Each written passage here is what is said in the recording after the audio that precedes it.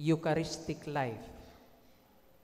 Siguro to sum up everything, ang invitation ko sa atin ngayong araw ng ating mga pagbasa ay ang magkaroon ng Eucharistic na buhay. Anong ibig sabihin ng Eucharistic? Well, every time po tayo nagmimisa, isa sa mga symbolic na ginagawa ng pari ay ang paghahati-hati ng tinapay. At hindi lang paghahati-hati, kundi pagkatapos niyan ay i-distribute sa lahat. Sa lahat. Yan po ang ibig sabihin ng Eucharistic life.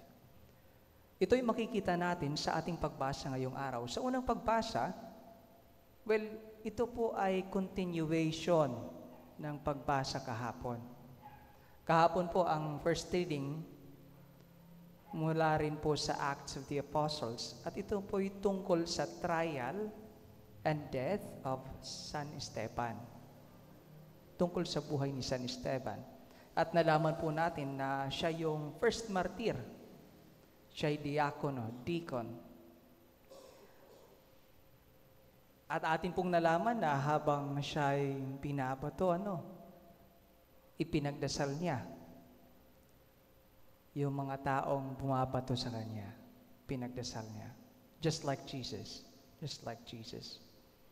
Pero ano nga ba ang gawain ng isang deacon? Well, during that time, busy masyado yung mga apostoles. At ang gawain po ng deacon ay ang mag-assist in the distribution of daily provisions. Keywords, assist, distribution, tumulong.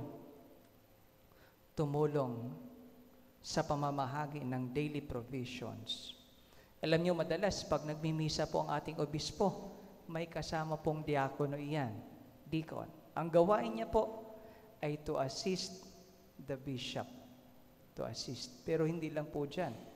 Pati sa pag-distribute ng Eucharist, tumutulong din po siya. Pati sa pagbabasa ng Ebanghelyo, tumutulong din po siya. He assists the bishop. Yan po ang gawain ng isang diakono. Well, para sa isang diakono, that's how to live a Eucharistic life. Pero hindi po nagtatapos dyan.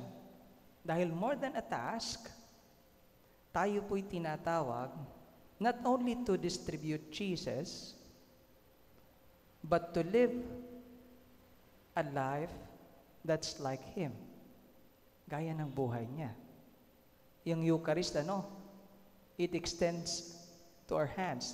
It must extend to our hands sa buhay natin.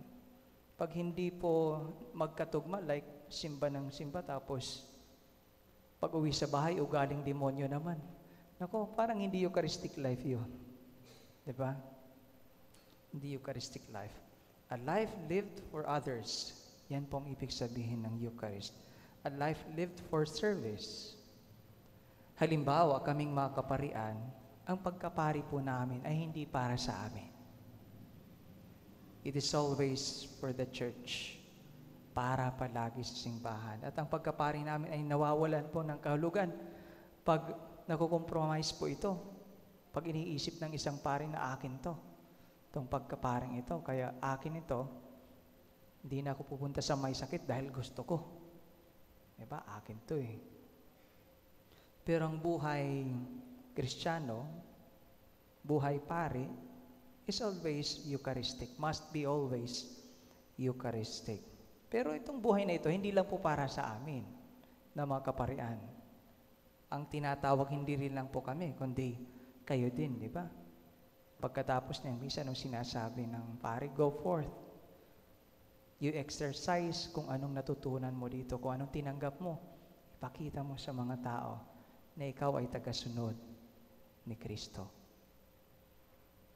And so, for today, we ask ourselves, am I living a Eucharistic life? Or am I selfish? Diba? Or Kristiyano lang po ba ako sa pangalan? By name. Nominal Christians, eka nga. Sana, by the example of the deacons today, like Esteban and Philip na ating narinig sa unang pagpasa, tayo'y magkaroon ng buhay na Eucharistic na buhay.